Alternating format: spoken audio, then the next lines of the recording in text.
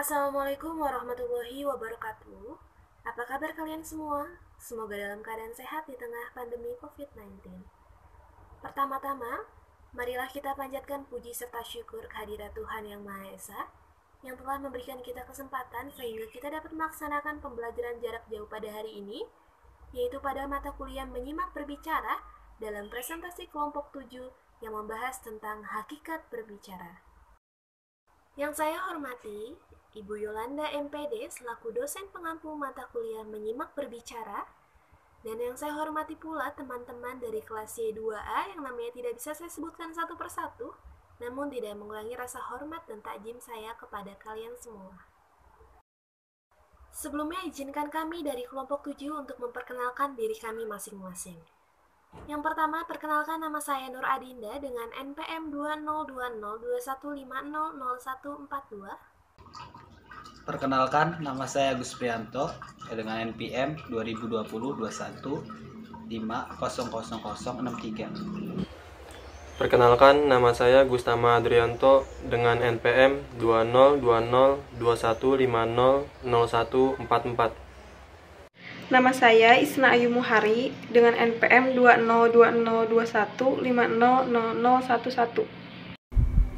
Saya Fiona Desi Rahmawati, NPM 202021500085. Baik, langsung saja kita masuk ke bagian inti dari presentasi kali ini, yaitu penyampaian materi yang akan dilakukan secara bergantian dari anggota kelompok 7.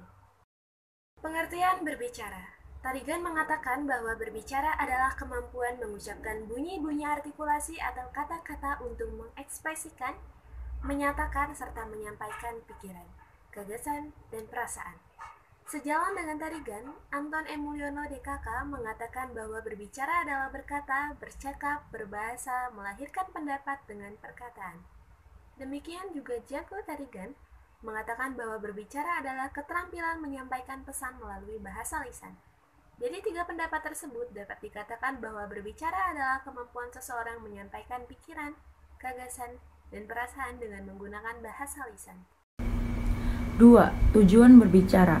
Menurut Tarigan, tujuan utama berbicara adalah untuk berkomunikasi.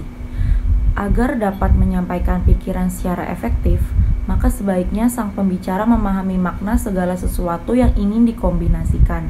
Dia harus mampu mengevaluasi efek komunikasi terhadap pendengarnya, dan dia harus mengetahui prinsip-prinsip yang mendasari segala sesuatu situasi pembicaraan, baik secara umum maupun perorangan. Menurut Jago dan kawan-kawan, biasanya pembicaraan dapat dibedakan menjadi 5 golongan, yaitu 1. Menghibur, 2. Menginformasikan, 3. Menstimulasi, 4. Meyakinkan, dan 5. Menggerakkan.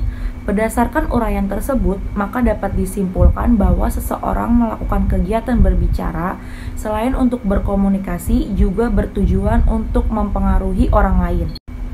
Dengan maksud apa yang dibicarakan dapat diterima oleh lawan bicaranya dengan baik. 3. Konsep dasar berbicara. Ada 9 konsep dasar berbicara, yaitu 1. Berbicara dan menyimak adalah 2 kegiatan resiprokal. 2. Berbicara ada kalanya digunakan sebagai alat berkomunikasi dengan lingkungannya. 3. Berbicara adalah ekspresi yang kreatif. 4. Berbicara adalah tingkah laku. 5. Berbicara adalah tingkah laku yang dipelajari. 6. Berbicara distimulasi oleh pengalaman. 7. Berbicara untuk memperluas cakrawala. 8. Keterampilan linguistik dan lingkungan. Dan yang terakhir yaitu 9. Berbicara adalah pancaran kepribadian. Jenis-jenis berbicara. 5 landasan yang digunakan dalam mengklasifikasikan kegiatan berbicara yaitu situasi, tujuan, metode penyampaian, jumlah penyimak, dan peristiwa khusus. 1. Situasi. Aktivitas berbicara terjadi dalam suasana, situasi, dan lingkungan tertentu. Situasi dan lingkungan itu dapat bersifat formal atau resmi, mungkin pula bersifat informal atau tak resmi. Dalam situasi formal, pembicara dituntut berbicara secara formal. Sebaliknya, dalam situasi tak formal, pembicara harus berbicara tak formal pula. Untuk itu, diperlukan beberapa prasyarat jenis kegiatan berbicara informal meliputi 1. Tukar pengalaman 2. Percakapan 3.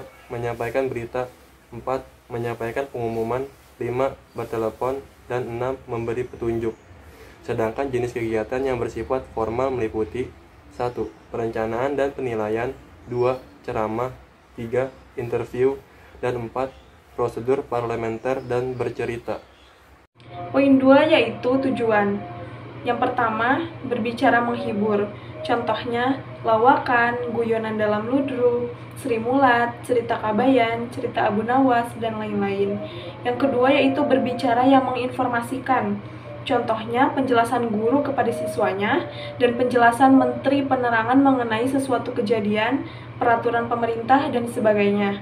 Yang ketiga, berbicara menstimulasi. Contohnya, nasihat dokter kepada pasiennya. Yang keempat, ada berbicara yang meyakinkan.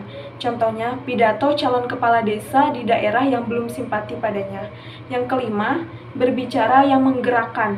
Contohnya, Bung Tomo dapat membakar semangat juang para pemuda pada peristiwa 10 November 1945 di Surabaya. Yang ketiga, ada metode penyampaian. Pertama, penyampaian secara mendadak.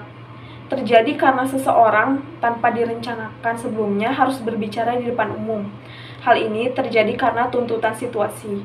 Yang kedua, penyampaian berdasarkan catatan kecil. Biasanya berupa butir-butir penting sebagai pedoman berbicara.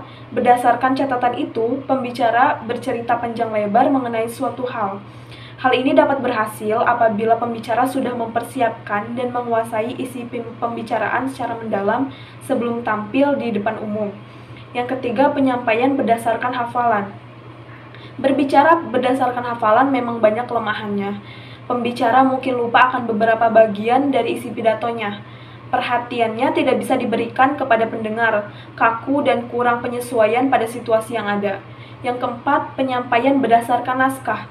Berbicara yang berlandaskan naskah dilaksanakan dalam situasi yang menuntut kepastian, bersifat resmi dan menyangkut kepentingan umum.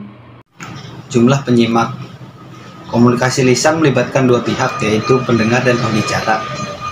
Jumlah peserta yang berfungsi sebagai penyimak dalam komunikasi lisan dapat bervariasi, misalnya 1 orang, berapa orang atau kelompok kecil, dan banyak orang atau kelompok besar.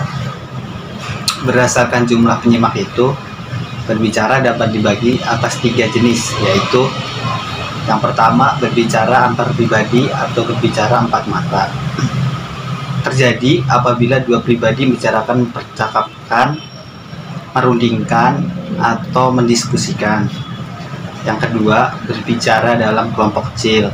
Terjadi apabila seseorang pembicara menghadapi sekelompok kecil pendengar, misalnya 3 sampai 5 orang. Dan yang terakhir, yang ketiga, berbicara dalam kelompok besar. Terjadi apabila seseorang pembicara menghadapi pendengar berjumlah besar atau massa.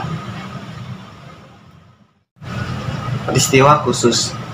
Dalam kehidupan sehari-hari, manusia sering menghadapi berbagai kegiatan. Sebagian dari kegiatan itu dikategorikan sebagai peristiwa khusus, istimewa atau spesifik. Contoh kegiatan khusus itu adalah ulang tahun, perpisahan, perkenalan, dan lain-lain. Berdasarkan peristiwa khusus itu, berbicara atau berpidato dapat digolongkan atas 6 jenis, yaitu yang pertama, pidato presentasi, yang kedua, pidato penyambutan, yang ketiga, pidato perpisahan, yang keempat, pidato perkenalan, dan yang terakhir, pidato nominasi. Berdasarkan materi yang telah disampaikan, dapat kami tarik kesimpulan bahwa berbicara adalah kemampuan seseorang menyampaikan pikiran, gagasan, dan perasaan dengan menggunakan bahasa lisan. Berbicara bukan hanya sekedar pengucapan bunyi-bunyi atau kata-kata. Berbicara adalah suatu alat untuk mengomunikasikan gagasan-gagasan yang disusun serta dikembangkan sesuai dengan kebutuhan-kebutuhan sang pendengar atau penyimak. Demikian presentasi dari kelompok 7 pembahasan tentang hakikat berbicara. Semoga materi yang disampaikan oleh kelompok 7 dapat menambah wawasan teman-teman kelas Y2A. Kami memohon maaf yang sebesar-besarnya apabila ada kekurangan dalam penyampaian materi. Atas pengertian dan perhatiannya kami ucapkan terima kasih. Wassalamualaikum warahmatullahi wabarakatuh.